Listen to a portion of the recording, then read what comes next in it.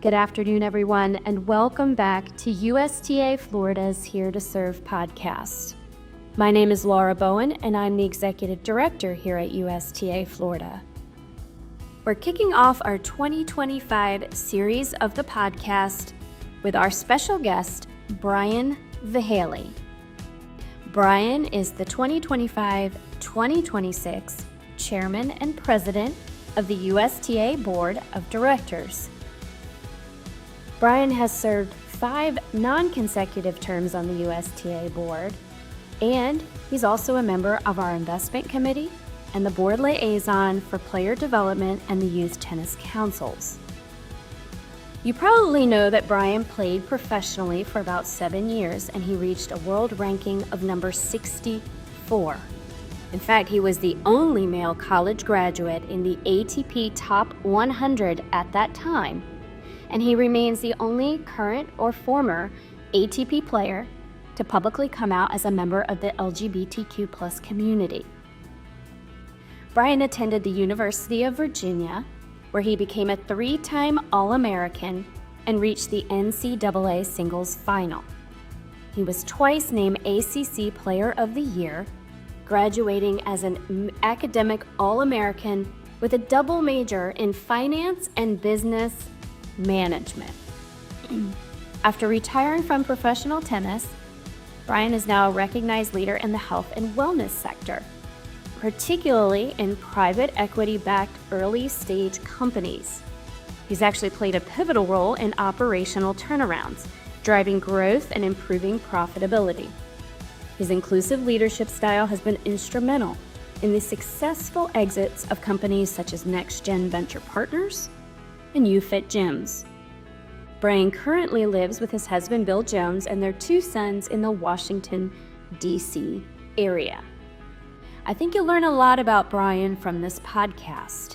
What you see is what you get with Brian, and I couldn't be happier to have this conversation with him. Enjoy the pod, and as always, feel free to leave additional comments and questions for us on our social media channels. Hey, Brian, thank you so much for joining me from halfway across the world right now. Thank you for having me. It's great to be here. Always a pleasure to chat with you, because I think you're one of the volunteers that 50% of you is identify with, and then 50% of you is very different from me and I learn a lot from. So I appreciate you in that way. Yes, well, thank you. Well, let's kick things off with some Grand Slam insights, since you are actually at the Australian Open right now, which Yes. our Americans are having a time. It's exciting. They're doing exceptionally well. I know, I'm excited. Madison just won today, so people will figure out when we recorded that based on my comment right there. But there's a lot of excitement around her winning and going to the finals. So tell us what the vibe is like there right now, and maybe how does it differ from the other slams? Is there things we could learn from how they do things in Australia? Yeah, I mean, listen, Australia is an amazing place. The fans here absolutely love the sport. They're big time fans. They're deeply invested. The Australian Open has 1.4 million fans that come through the gates. So tennis is certainly booming. Granted, they have significantly more acres of parkland to work with, so their site is massive. But I will say they do an exceptional job where you can feel the culture, the values, the brand. It's very deeply represented across the space, and so I'm very impressed with their attention to detail as they think about it. But each slam is so different; it's almost hard to compare what Paris is like to London to New York.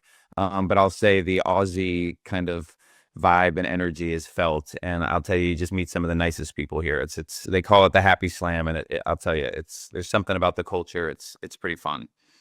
Awesome. Well, I've been, and it is very fun. And I agree with you. I've been to all 4. I went to 3 of the 4 on my own. Obviously the US Open I go for work, and they all are so different.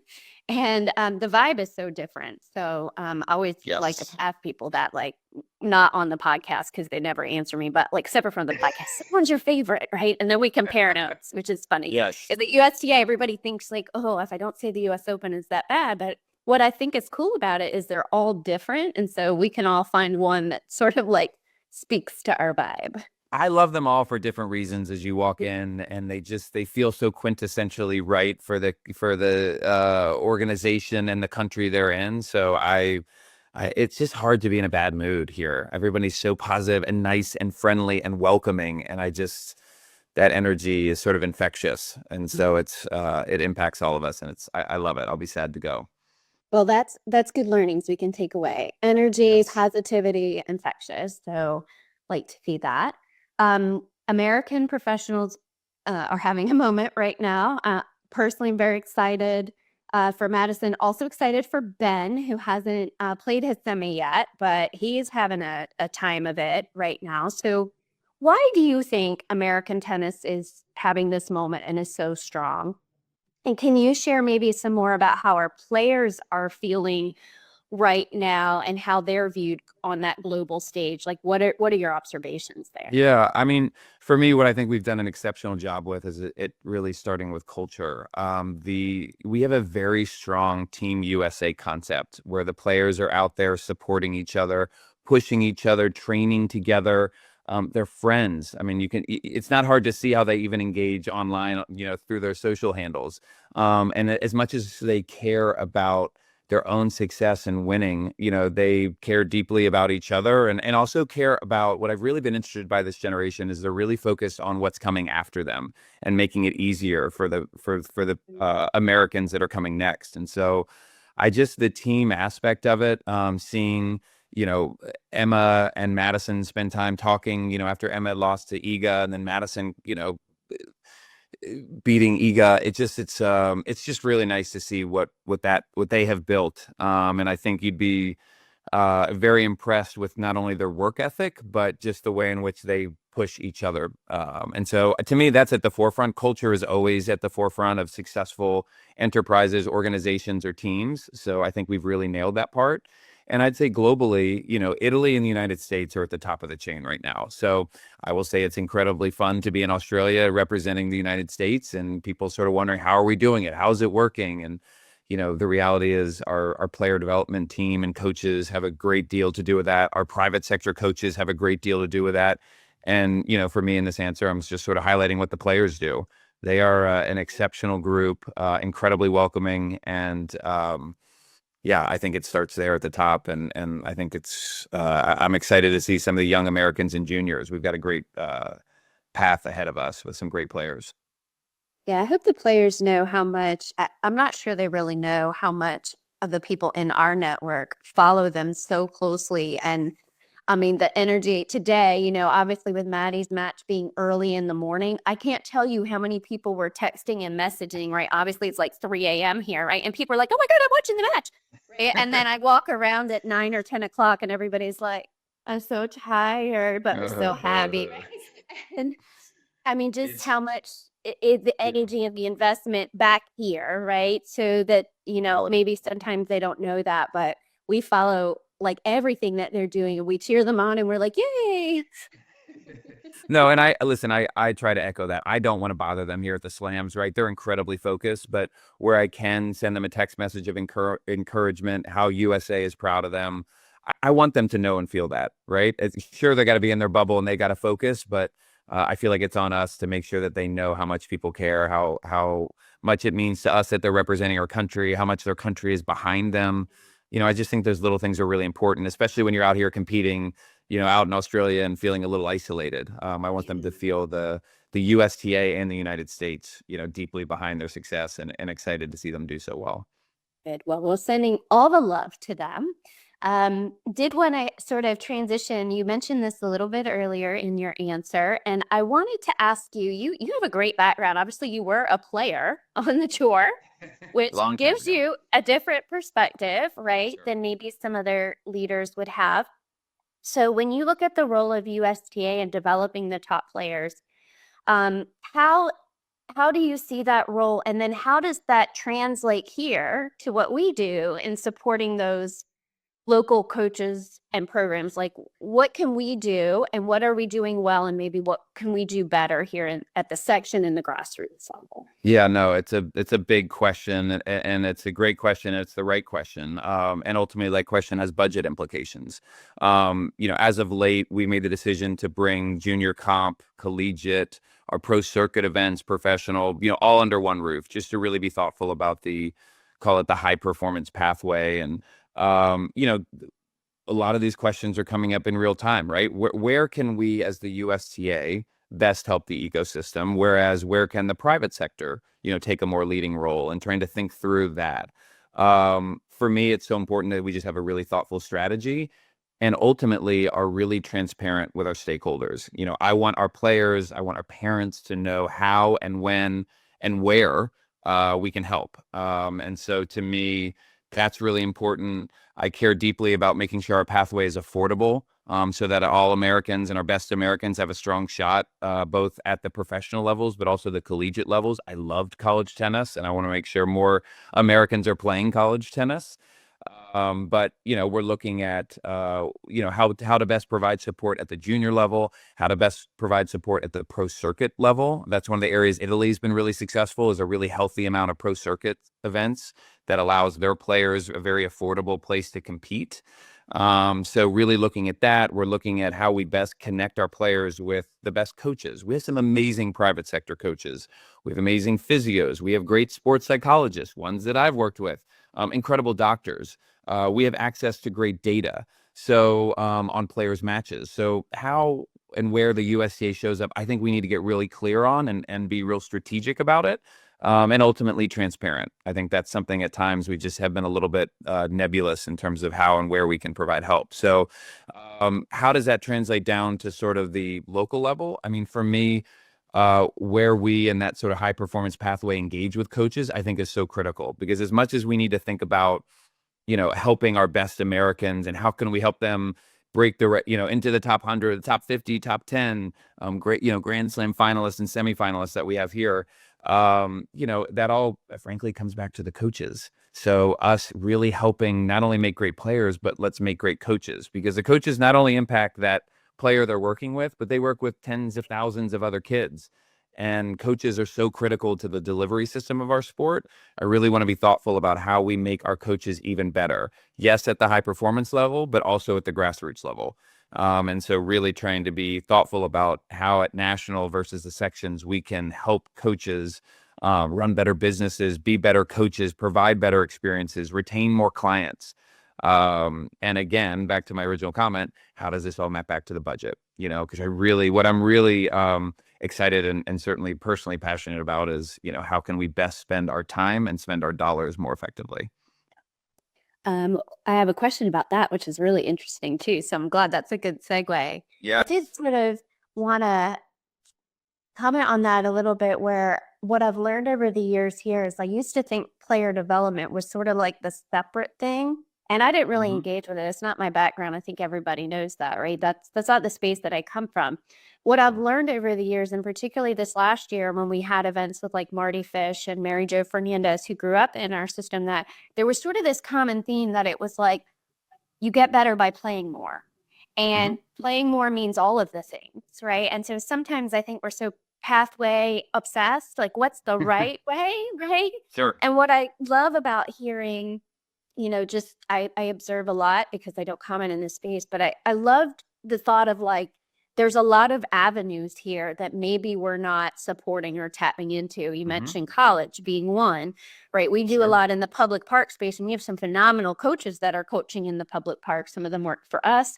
And I think about that as like, if we do all the things, but to your point, we're laser focused on our goals and where we're applying our resources, but we're supporting the whole tennis ecosystem. That's where we're going to find, the best support for our players. So some of our work is just finding like, what are we missing? What are we not doing well right now? Right. So, and also measuring the impact, right? When we make those spend and make those choices, how are we impacting? Is it working? And by the way, it's okay if it doesn't. We just got to sort of learn along the way. But certainly the thing I have learned as a former player is everybody comes through a different path. So to assume we can create the perfect road to this is just not accurate. I come from the parks, right? I came from playing in the parks, and then ultimately found an amazing coach who helped me through the years. And then I went into college tennis, which at the time was crazy. Nobody was playing college tennis back then, if they had aspirations to play pro. And not only are the pathways different, the families are different, the coaches are different, and the way you play is different, right? Even as we think about helping our high performance coaches, I mean, I'm out here watching all these the best world tennis players, and they're all different. And so for me, we have to be respectful of that, but ultimately be thoughtful from a resource allocation standpoint. Where can we, as the USTA, be most impactful? Because there are other areas where the private sector can take the lead, and I want to be thoughtful about that as well. Yeah. Okay. Well, one of the reasons I wanted to do this pod was, people know you're a professional player, and then you come into this role as a volunteer, and there's a bunch of stuff in between that you do professionally that people don't really know about you. And we're not going to skip over that. So I wanted to really ask you a question that relates to, what you do professionally now. So my understanding is that, in your professional life, you have been very, very active in sort of the venture capital space for quite some time. People may know, most recently, you went into UFit Gyms, a $200 million company, and, were able to turn that around and exit. And then I think you've done that 3 or 4 times. And so you really have a wealth of expertise when it comes to running successful businesses. So for me, my question for you is, how does that professional experience in the venture capital side, and also sort of making sure businesses are successful, translate to your role in the USTA board? And what areas will you focus on as president during the next 2 years? Yeah, it's funny. I can certainly, and I'll share, my approach oftentimes in business, but really so much of it really always comes back to tennis. My career in private equity is essentially one big extension of what I learned on the tennis court. It starts with me always about having the right team in place. When I look back to tennis, I had an amazing coach. I had the right physio, right trainers. And so for me, it's really ensuring that you've built a strong team, that you have trust and buy-in, not only to the ultimate destination, but really who you are as a leader and your values. And that was something that was really important to me in the kickoff of our USTA leadership meeting, because I fully know and understand we're not always going to agree on how we get to that ultimate destination. But I feel like if that trust and understanding of who you are as a leader and where we're trying to go, and what the critical metrics are. What are we trying to achieve? What's the right focus? What's the key organizational objectives? And so that's what I've really been focused on in my first month in this position, because we are in a massive multi-stakeholder organization. And for us to get alignment, for us to accomplish our goals, that needs support at both the national and sectional level. So for me, that's pretty much where I've been focused. Listen, what are we trying to accomplish? Broadly, we've been very clear that the USTA is focused on an ambitious goal of 35 million players. And that is no easy task. It's sort of a moon landing if we can do it. But for me, as you sort of drill down and what are our challenges and where we need to focus, looking at the data, we do not have a customer acquisition problem. And I think we're fortunate to have the US Open and a great sport that always is continually inspiring people into our sport. But we have had challenges retaining the people to join our sport. And I think, I've spent a lot of time in private equity and health and wellness. And so much of what is so critical is that first time experience as you think about a new sport. And you try a new sport. You've all walked into a gym or anything and felt uncomfortable and awkward. And I think about the first time experiences that we're providing to tennis players. And I have learned a lot from pickleball and seen how they have made their sport fun right away. It is social. It is inherently easy to get started. And so as I think about our sport, I really want to focus on ensuring people know that if they want to come and join our sport, grab a foam red ball, start hitting. It will be fun right off the bat. They're going to have an incredible time. It's easy and fun. And what we have found, and now we have data to support, that 75% of our players who come to our sport through that channel want to come back another time. And through that, we can create great experiences with our coaches, to retain more players. And I think that 35 million goal is possible, but that involves us being really thoughtful about how we engage in coaching, how we ensure people can get access to these, to these balls and adult social leagues that keep us engaged. So I'm really trying to be thoughtful there, the best we can. And for me, coaches as the forefront of the delivery system of our sport, exceptionally important. The USTA is going to take a way bigger role there, and getting that message out that our sport is welcoming, it is accessible. You can have fun right off the bat, grab a red ball and have a great time. I think we're positioned for really strong success. My last point to that would be, we have to be honest about our aging infrastructure, which we're fortunate to have a lot of tennis courts across our country, but it's aging. And so I'm really excited that we're already investing $10 million additionally per year on the facility side, but we have a long way to go to have great facilities, great coaches, great experiences, and we're going to be a fast growing sport. And that's where I think we need to focus. Yeah, I think, those are things that I think I've seen an evolution in the 13 years that I have been here. As I can tell you that coming in, I used to play orange ball tennis with my mom, and she's my favorite person I've ever played with. And we have so much fun with orange ball on a 60-foot court, and she teaches people with that all the time, and we have a good time. But it is really much set up like everyone's welcome. Come in, we'll play with you, we'll show you how to do it. And when I came to USTA, I thought that would be my experience, and it was like, go take some lessons. You're not good enough to play with us. And I was like, oh. And that's what people, right? You want to play tennis, only, go to a tennis coach, pay a lot of money, and that's your way in. And I just, I'm super passionate about parents being able to teach their kids like the same way I teach my kids how to play soccer or lacrosse, the sports I know nothing about, but I can really get them to be softball. I had a parent coach, right? To be a part of it. And I want to shift that culture around our sport. I want people to feel a part of it. It's not just this sort of rich country club sport. It's something everybody can do. They can do it on their streets. They can do it on their driveways.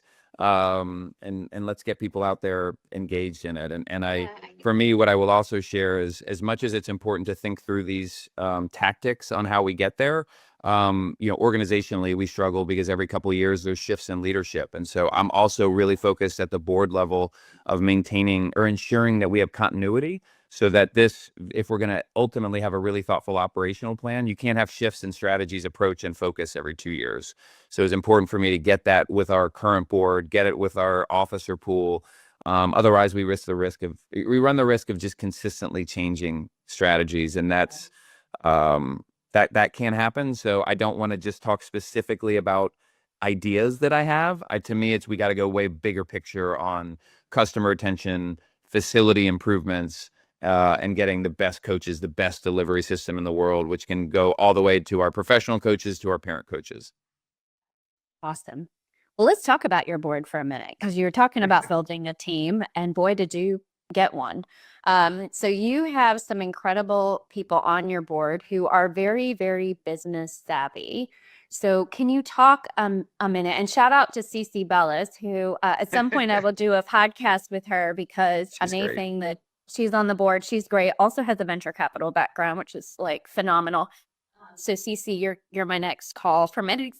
But can you talk a little bit about how we can maybe create some of that magic across our whole volunteer space by creating opportunities for new volunteers to enter our system and maybe use that type of professional experience more as volunteers? Yeah, there's a lot of ways volunteers can get involved. And for me, as I, approach this role, I do feel like volunteers were an underutilized asset. We can expand the capacity of our incredibly hardworking staff with volunteers who have incredible subject matter expertise, right? Not only, to me, can volunteers be helpful at the grassroots. We've seen pickleball do an exceptional job with their ambassador program. They do an exceptional job from an advocacy perspective.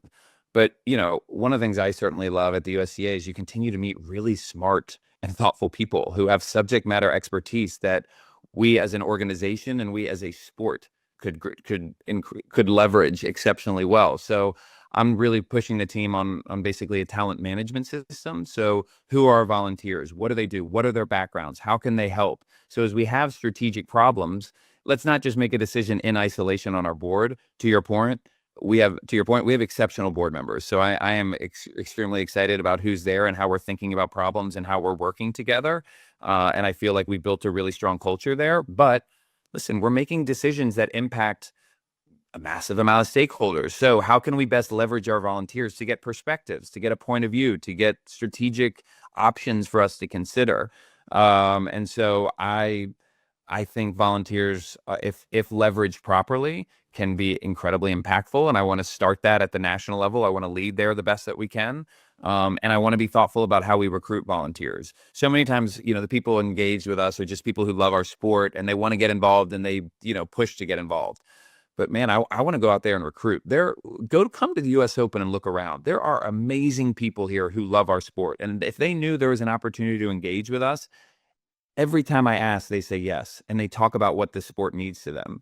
So it's out there. Let's go get these people. Let's be thoughtful about who we need, why we need to pull them in, and then be really strategic about how we use them, because there are so many different ways. If we had an army of volunteers who made us smarter, who helped us be thoughtful about building new facilities, operating facilities more successfully, getting people engaged with the grassroots, and telling their friends to get in the game. I mean, you want to talk about a path to 35 by 35. I don't know how 8 to 9 million of that isn't through the volunteer network. So it's on us to be thoughtful, to be engaged, and to think about how do we use our time to support the organization. I think people are surprised when they find out that our facility management operation is directed by an advisory team of volunteers who are in this business, and that our advocacy program was developed by a team of 6 volunteers who were very business savvy and understood that space. And part of it is, like you said, we're limited by staff. We aren't going to hire people with this expertise just for a short period of time and then they might disappear or whatever. We have this talent, this incredible talent. And so if we can match the talent to the need, we end up with like really, really great initiatives and problem solvers who then are out there owning the program, running the program, adjusting the program.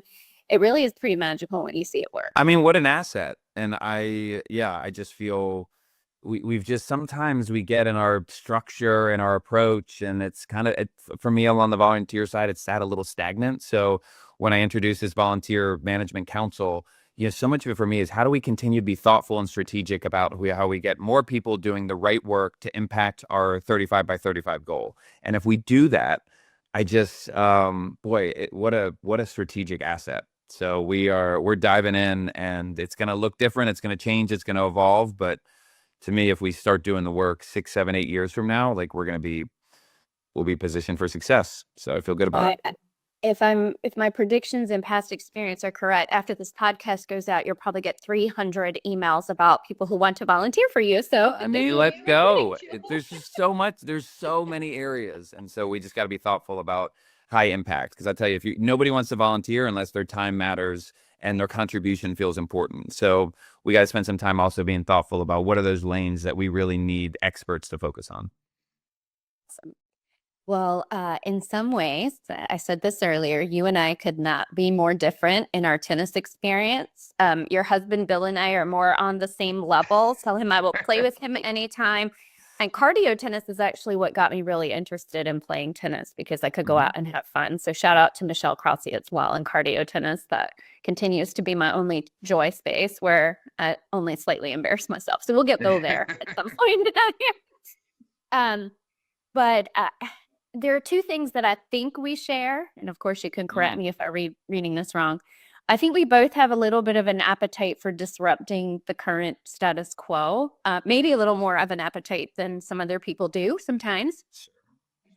And I also think that in just my conversations with you, we both have a strong desire to engage in meaningful initiatives, diversity initiatives that can change our systems for the better. This is obviously a hot topic these days, but I think the idea is, we want to change the system so that everybody can play and enjoy this wonderful sport. So can you talk a little bit about what you think beyond what you've already covered? What do we need to do to truly make our systems work? And why is it important for us to be open to disruption when we're trying to accomplish that?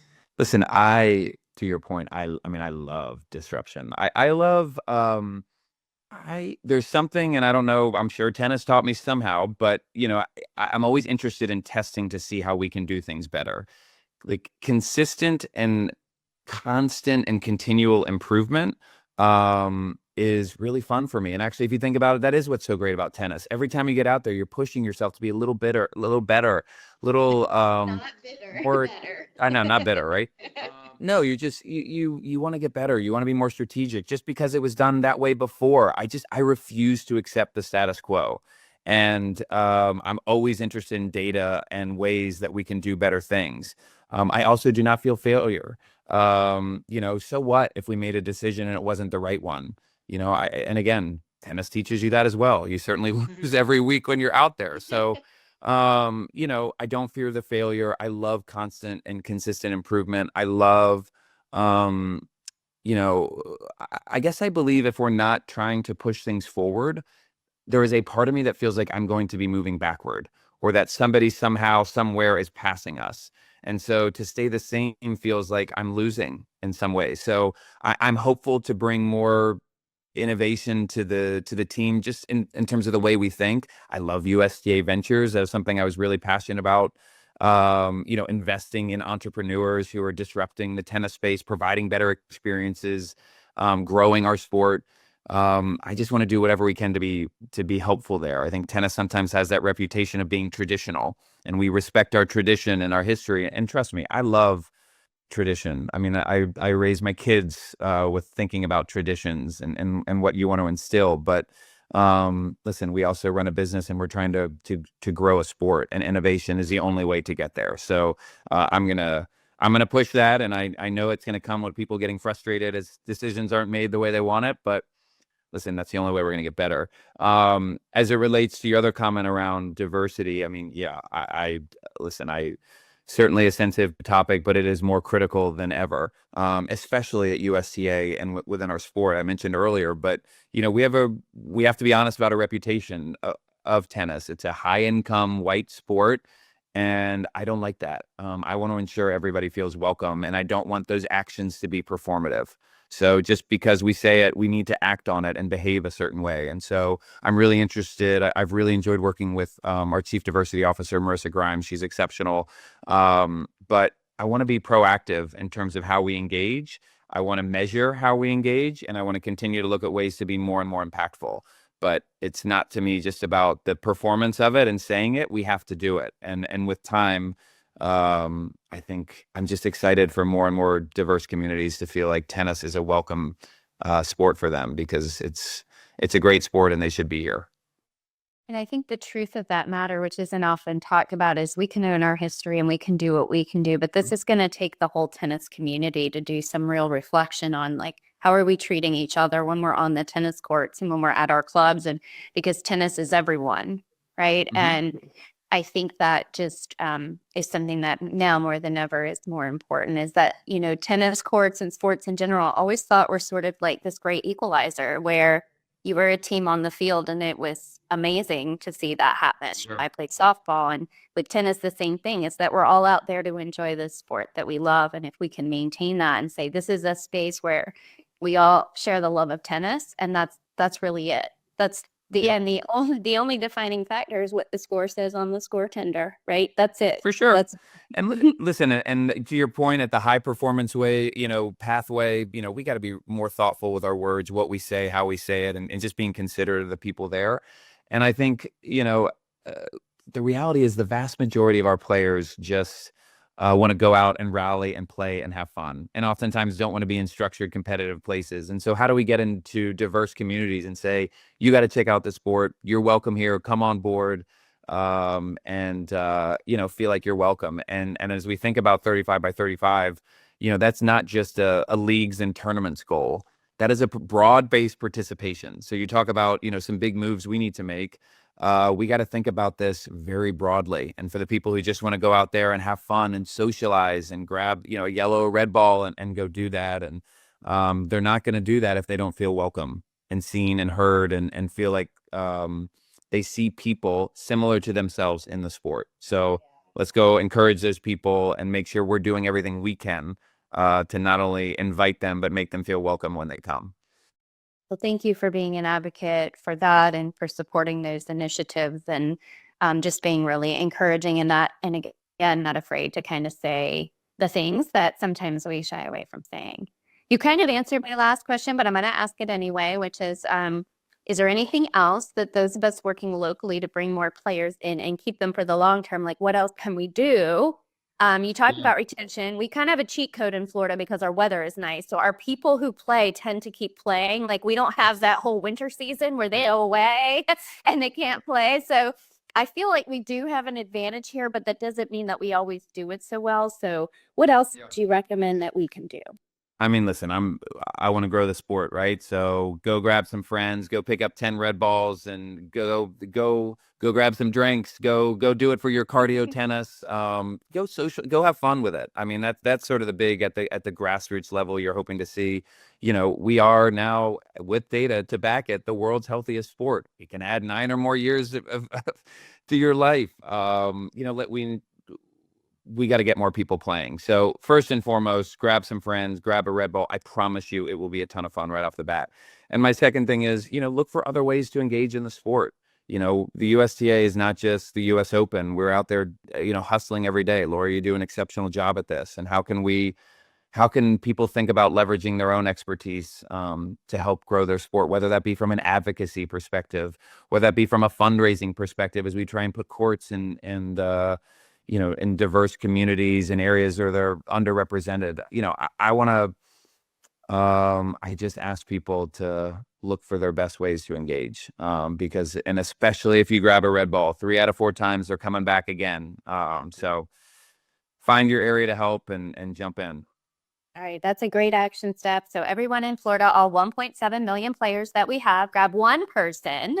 And you keep them in tennis, we've just doubled our goals and probably moved us a lot closer to 35. And 35, I will make that commitment that this year I will find somebody who does not play and I will not teach them the dart plan, but they will have fun.